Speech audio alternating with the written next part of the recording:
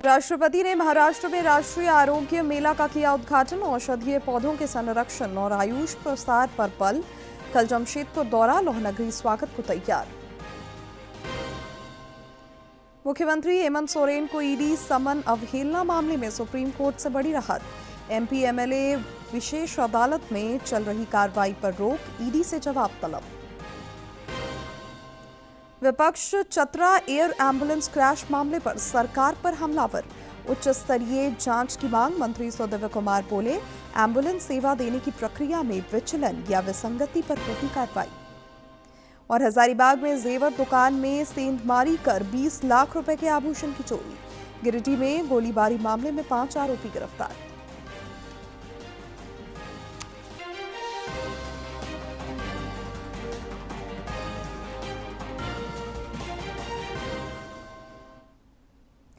नमस्कार, खबरें झारखंड में आपका स्वागत है। मैं हूं शिवानी कुमारी और अब समाचार विस्तार से।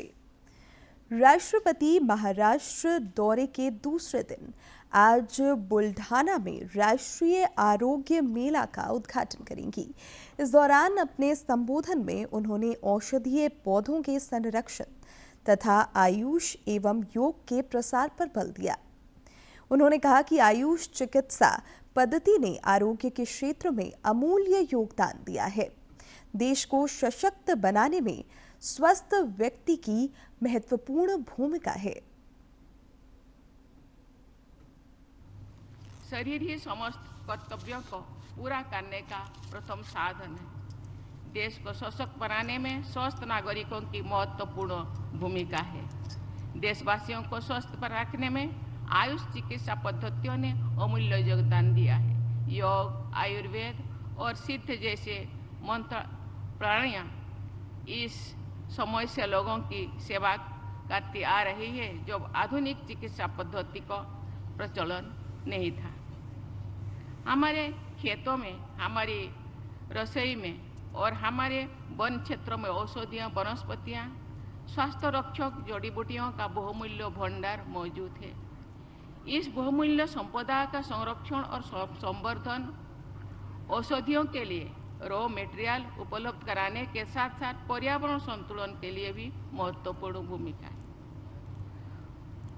औषधीय पौधों की खेती न केवल किसानों की आर्थिक स्थिति सुधारती है, बल्कि इस मिट्टी के स्वास्थ्य और संरक्षण में भी मदद करती है। इसीलिए आयुष पद्धतियों को बढ़ावा देने से न केवल लोगों का शारीरिक और आर्थिक स्वास्थ्य बेहतर होता है, बल्कि पर्यावरण संरक्षण को भी बल मिलता है। देवियों और स्वजनों, आज पूरे विश्व में ये धारणा स्वीकृत हो गई है कि मनुष्य के पूर्ण स्वस्थ होने के लिए उसके मन और शरीर दोनों का स्वस्थ होना आवश्यक है। आयुर्वेद, योग और अन्य आयुष पद्धतियां हमें स्वस्थ और संतुलित जीवन जीने का मार्ग दिखाती है। आयुर्वेद में आहार, दिनचर्या, ऋतुचर्या और बीमारियों की रोकथाम के वैज्ञानिक नियम दिए गए हैं। ये पद्धति केवल बीमारियों के उपचार तक सीमित नहीं है, बल्कि समग्र स्वास्थ्य प्रबंधन का विज्ञान है। राष्ट्रपति कल राज्य के 1 दिवसीय दौरे पर आ रही हैं। रांची पहुंचने के बाद वे हेलीकॉप्टर से जमशेदपुर रवाना होंगी, जहां वे विभिन्न कार्यक्रमों में शिरकत करेंगी। राष्ट्रपति मेरिन ड्राइव कदमा में Shri Jagannath spiritual and cultural charitable centre का दौरा करेंगी और भूमि पूजन में शामिल होंगी।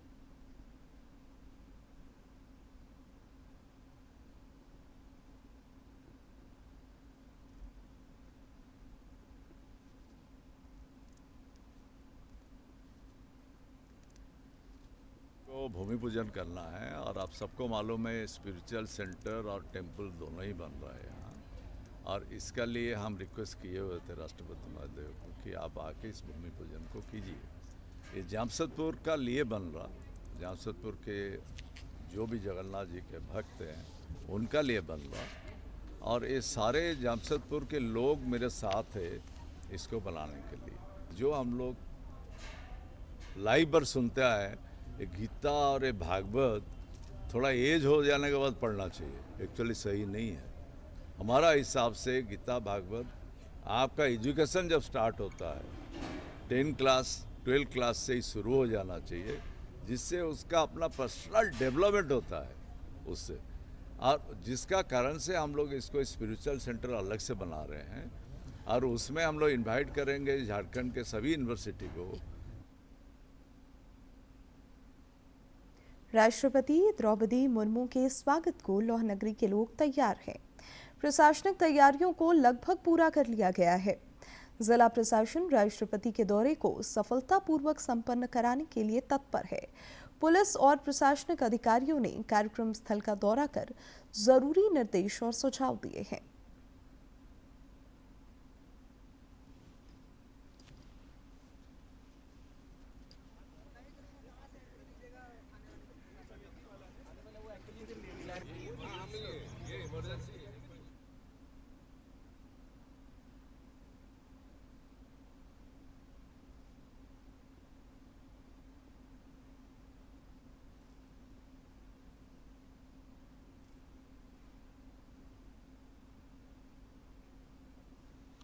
मुख्यमंत्री हेमंत सोरेन को ईडी समन अवहेलना मामले में सुप्रीम कोर्ट से बड़ी राहत मिली है।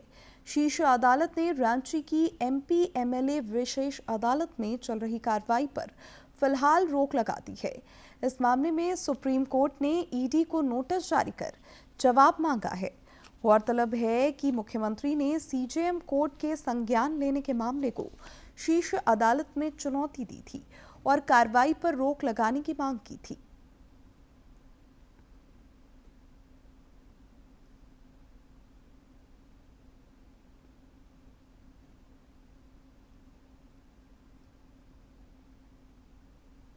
विधानसभा में आज बजट सत्र के छठे दिन प्रश्नकाल के दौरान विकास और लोकहित की गूंज रही। सदस्यों ने सवाल पूछे जिनका मंत्रियों ने जवाब दिया। सारठ विधायक ने राज्य में चापाकलों की मरम्मती का मामला उठाया, जिसके जवाब में मंत्री योगेंद्र प्रसाद ने बताया कि सरकार इस ओर संवेदनशील है। 2 महीने में 18,000 चापाकलों की मरम्मती की जा चुकी है। कर देते हैं महोदय, चापाकल की मरम्मती नियमित रूप से किया जा रहा है महोदय, और अभी तक हम लोग जो चापाकल की मरम्मती की है इस अभी महोदय 2 महीना में 18,061 चापाकल की मरम्मती अभी हो चुकी है महोदय। दूसरा जो माननीय सदस्य का चिंता है कि सर रहता है तो धड़ नहीं रहता है, यानी उनका जो पाइप का बैठिए ना, बना आराम से सुनिए, मैं अभी आपको संतुष्ट करूंगा ना। और उनका जो कहना है महोदय कि पाइप नहीं बदला जाता है, तो महोदय पाइप के लिए फंड राशि विमुक्त कर दिया गया महोदय। जो मेजर रिपेयर है उसका भी हम लोग रख रखाव करेंगे, वो भी चालू करेंगे महोदय। जो माइनर है उसको भी करेंगे। हर हाल में महोदय सुनिश्चित करेंगे कि राज्य के जितने चापाकल है उसको बना करके शुद्ध पेयजल लोगों को मुहैया कराए महोदय। डिपार्टमेंट इसकी तैयारी कर चुकी है। सदन में विधायक सुरेश पासवान ने देवघर में जल संकट समेत विभिन्न लंबित परियोजनाओं का मामला उठाया और इस ओर सरकार से ध्यान देने की मांग की। प्रभारी मंत्री सुदिव्य कुमार ने सदन में बताया कि योजनाओं को धरातल पर उतारने को लेकर सरकार गंभीर है। सवाल को आज तक पानी नहीं मिला, न किसान को मिला, न जो है वहाँ का शहरी क्षेत्र के लोगों को मिला महोदय। इसलिए महोदय अभी तो पाइप भी बढ़िया से कंप्लीट करके बिछाया नहीं गया महोदय। 26 का जो दिया गया है सर, निर्धारित किया गया है, 26 में कैसे पूरा होगा महोदय? हमको तो लग रहा है जिस कछुआ के चाल में चल रहे हैं विभाग, हमको नहीं लग रहा है महोदय कि 5 साल में पूरा होगा। मंत्री जी, मान्यवर वरिष्ठ सदस्य थोड़ा सा अधीर हो रहे हैं। वो भी इस बात के साक्षी हैं कि देवघर में स्टेज 1 क्लियरेंस दिखाने के लिए देवघर में जाकर डीएफओ से बात करके उनके समक्ष हम लोगों ने बैठक की थी, जिसके फलस्वरूप स्टेज 1 का क्लियरेंस मिला। अब सवाल इस बात का उठता है कि प्रक्रियाओं को पूरा करने का जो समय लगना है वो तो लगेगा। अब उसके लिए माननीय सदस्य अधीर हों या हम अधीर हों, इससे कोई फर्क नहीं पड़ता है। लेकिन मैं ये बात बार बार उनसे कह रहा हूं कि सरकार बिल्कुल इच्छा शक्ति रखती है कि देवघर में पानी की किल्लत दूर करने के लिए इस पेयजल आपूर्ति योजना को यथाशीघ्र। राज्य की ग्रामीण विकास मंत्री दीपिका पांडे सिंह ने जन आकांक्षाओं की पूर्ति और विकास की गति बढ़ाने की प्रतिबद्धता दोहराई है। विधानसभा सत्र से पहले विभागीय अधिकारियों के साथ उन्होंने बैठक की। इस दौरान ग्रामीण विकास मंत्री ने सत्र को लेकर अधिकारियों को जरूरी निर्देश दिए ताकि सदन में सही तरीके से सरकार की ओर से जवाब दिया जा सके।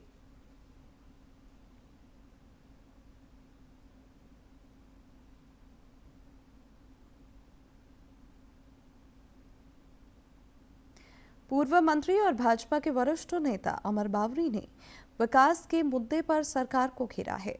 उन्होंने विधानसभा में कल पेश बजट पर प्रतिक्रिया व्यक्त करते हुए कहा कि राज्य के वार्षिक बजट में युवाओं और महिलाओं को निराश किया है।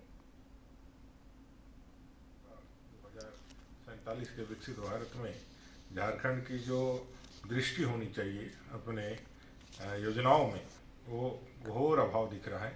साथ ही साथ अपने भ्रष्टाचार का जो वित्तीय अनुशासन की जो ये बात कर रहे हैं, हजारों करोड़ रुपए आज गायब है सरकार के खजाने से। उन सब विषयों पर अंकुश लगाने वाली एक व्यवस्था का नियंत्रण करने वाली सरकार और उसमें ईमानदारी का पुट, ये सब वही कहीं ना कहीं चैलेंज दे रही है। और मैं कह सकता हूं कि इस बजट से अनुबंध कर्मी सहित पूरे झारखंड के लोग बहुत निराशा में हैं। चतरा एयर एम्बुलेंस क्रैश मामले की जांच जारी है। जांच एजेंसियों के प्रतिनिधि घटनास्थल पर पहुंचकर पूरी बारीकी के साथ हादसे की वजह तलाशने में जुटे हैं। गौरतलब है कि रांची से दिल्ली रवाना हुआ एयर एम्बुलेंस सोमवार की रात तो चतरा के सिमरिया इलाके में दुर्घटनाग्रस्त हो गया था, जिसमें 7 लोगों की मौत हो गई थी।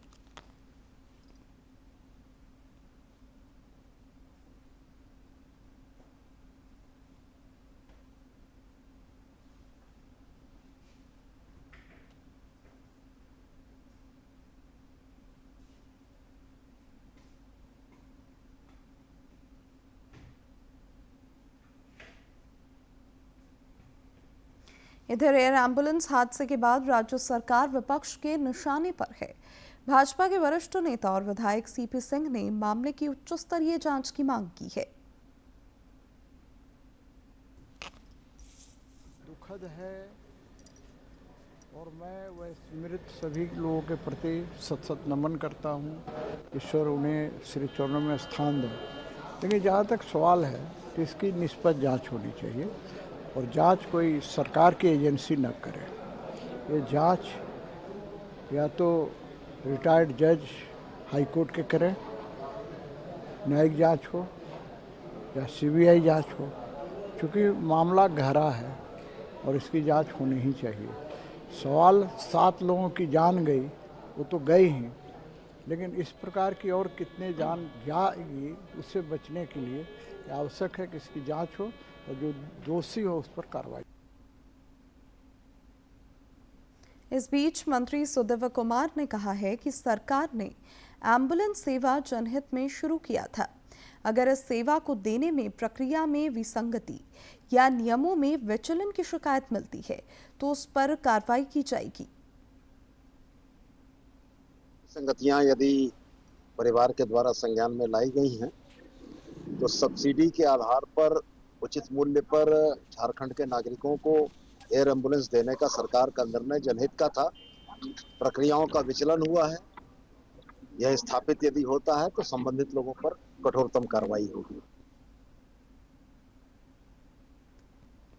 पूर्व मुख्यमंत्री चंपाई सोरेन के पोते और बाबूलाल सोरेन के 19 वर्षीय बेटे वीर सोरेन की हिमाचल प्रदेश में संदिग्ध परिस्थितियों में मौत हो गई है।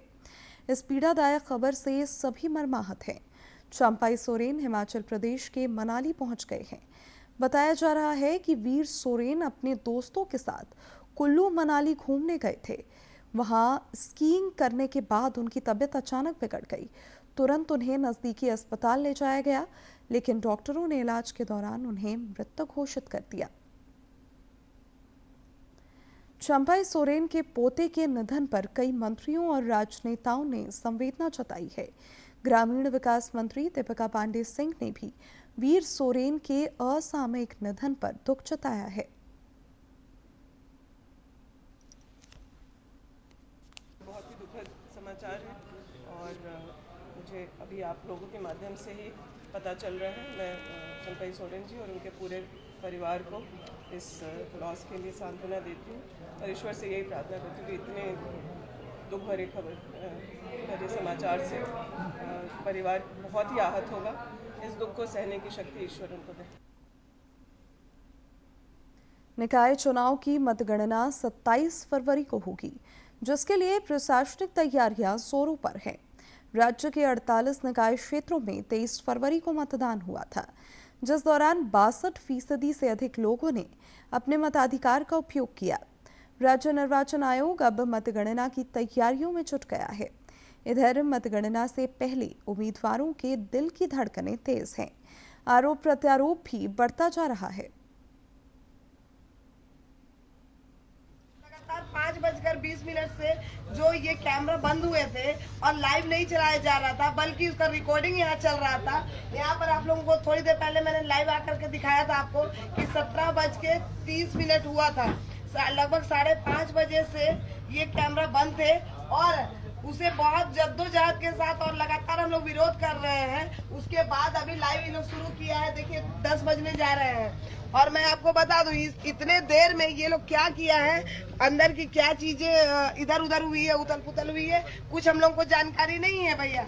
और मैं आपको एक बात और बतला दूं, बहुत सारे वार्ड इसमें आपको दिखाई दे रहे होंगे डबलिंग 11 से 12 और 17 से 18 आपको डबल दिखाई दे रहा है। लेकिन वार्ड नंबर 25 से लेकर के 47 वार्ड तक का कोई भी स्क्रीन में हम लोगों को यहाँ 3-3 स्क्रीन लगे हुए हैं, कहीं भी कुछ भी चीज नजर नहीं आ रहा है। तो अंदर में क्या खेला जा रहा है समझ में नहीं आ रहा, और कहीं ना कहीं मुझे इसमें साजिश की बू आ रही है। इधर निकाय चुनाव मतदान के बाद गिरिडीह में गोलीबारी मामले में पुलिस ने 5 आरोपियों को गिरफ्तार किया है। अपराधियों के पास से हथियार और कारतूस बरामद किए गए हैं। जिले के उपायुक्त रामनिवास यादव और पुलिस अधीक्षक डॉक्टर विमल कुमार ने संयुक्त प्रेस वार्ता कर इस बात की जानकारी साझा की। उन्होंने लोगों से अफवाहों पर ध्यान नहीं देने की अपील की। गौरतलब है कि गोलीबारी में 2 लोग घायल हो गए थे, जिनका धनबाद में इलाज चल रहा है।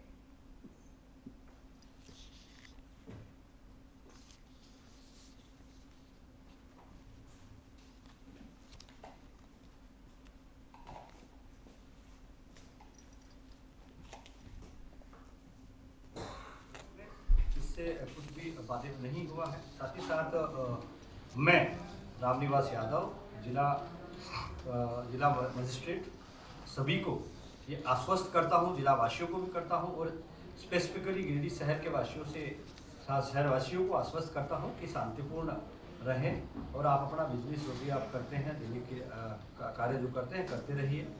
और साथ ही साथ मैं शहरवासियों से और जिलावासियों से अपील भी करता हूँ कि किसी भी प्रकार की कोई अफवाह पे ध्यान नहीं दें। पूरे शहर में हम लोग के फोर्सेस डिप्यूटेड हैं।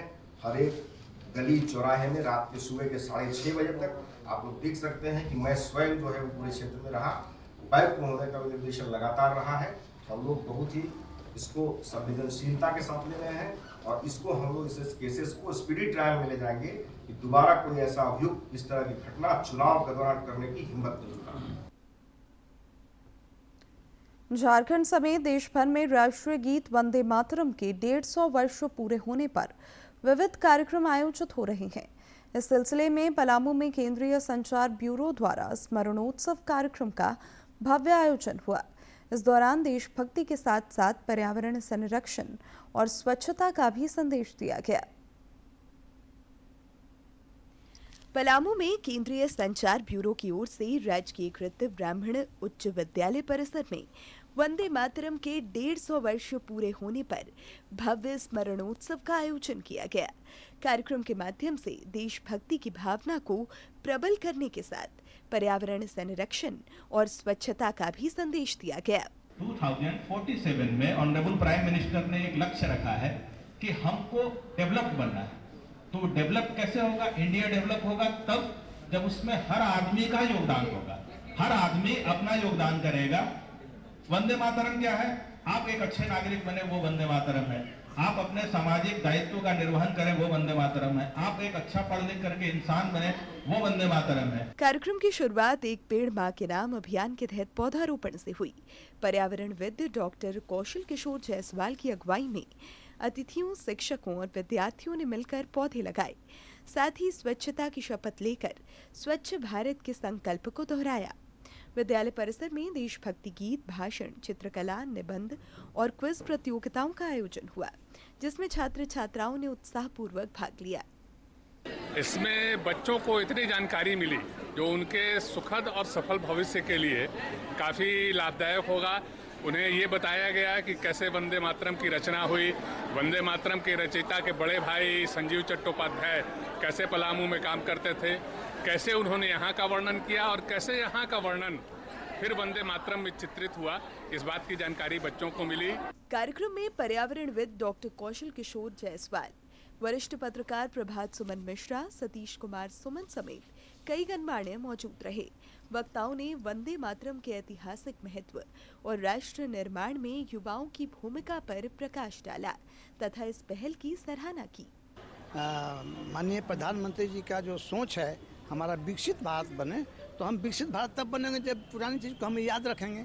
अब हम आगे बढ़ते जाएंगे, पीछे भूलते जाएंगे तो विकसित हम नहीं हो सकते हैं। इस प्रकार के कार्यक्रम न केवल ब्राह्मण उच्च विद्यालय में हुआ है बल्कि पूरे देश में हो रहे हैं। अब हम समझते हैं कि इससे छात्रों में जागरूकता के लिए, देश के प्रति भावना के लिए और पर्यावरण के लिए कारगर साबित होगा यह कार्यक्रम।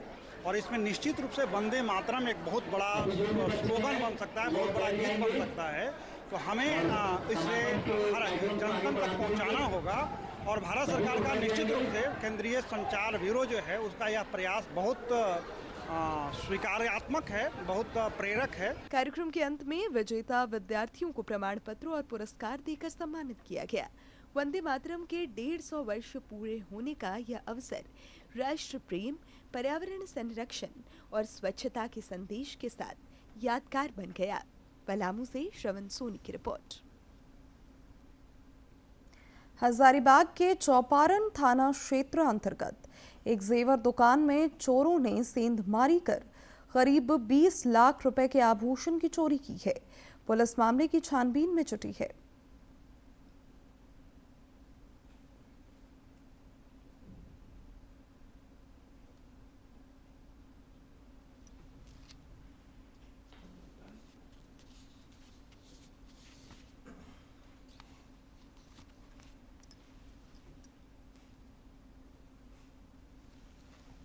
ही नहीं बल्कि आम लोगों के लिए भी बहुत माने खतरे की बात है।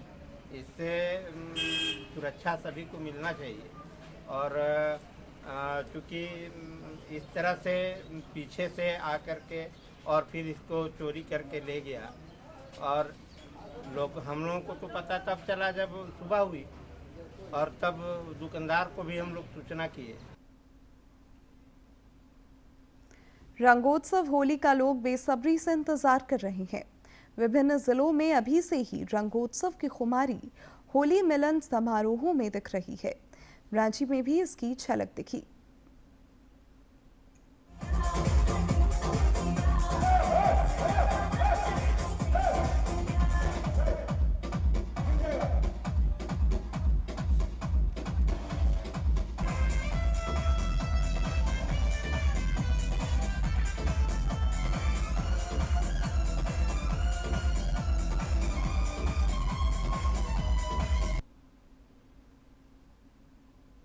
रंगों का त्योहार होली आने में अब कुछ ही दिन शेष हैं और बाजारों में अबीर गुलाल की मांग बढ़ने लगी है।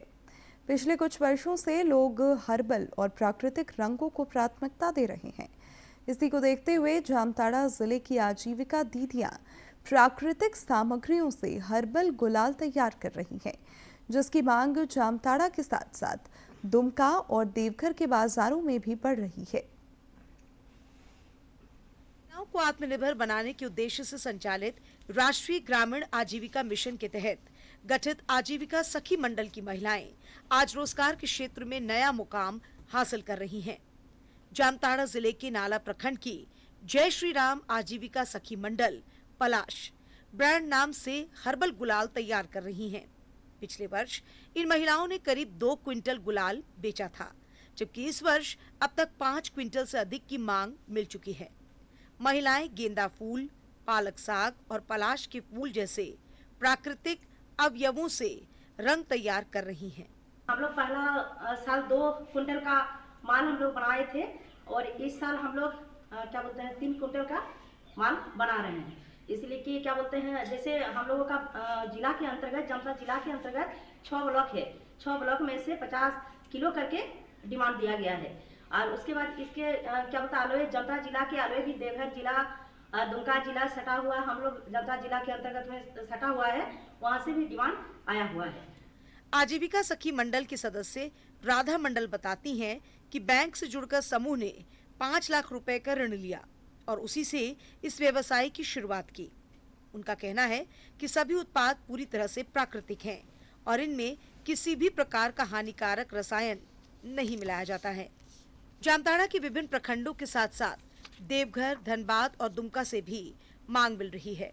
समूह की महिलाएं अब अन्य महिलाओं को भी इस व्यवसाय से जोड़कर आत्मनिर्भर बनाने की दिशा में काम कर रही हैं। अगल बगल जो है हम लोगों का देवघर है, धनबाद है, ये सब का भी हम लोग लिए हैं।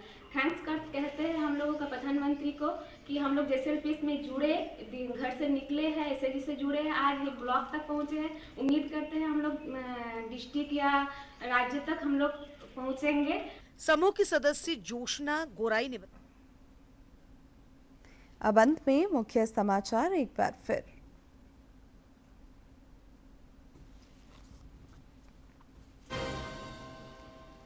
राष्ट्रपति ने महाराष्ट्र में राष्ट्रीय आरोग्य मेला का किया उद्घाटन। औषधीय पौधों के संरक्षण और आयुष प्रसार पर बल। कल जमशेदपुर दौरा, लोहनगरी स्वागत को तैयार। मुख्यमंत्री हेमंत सोरेन को ईडी समन अवहेलना मामले में सुप्रीम कोर्ट से बड़ी राहत। एमपी एमएलए विशेष अदालत में चल रही कार्रवाई पर रोक, ईडी से जवाब तलब। विपक्ष चतरा एयर एम्बुलेंस क्रैश मामले पर सरकार पर हमलावर। उच्च स्तरीय जांच की मांग। मंत्री सुदिव्य कुमार बोले, एम्बुलेंस सेवा देने की प्रक्रिया में विचलन या विसंगति पर होगी कार्रवाई। और हजारीबाग में जेवर दुकान में सेंधमारी कर 20 लाख रुपए के आभूषण की चोरी। गिरिडीह में गोलीबारी मामले में 5 आरोपी गिरफ्तार।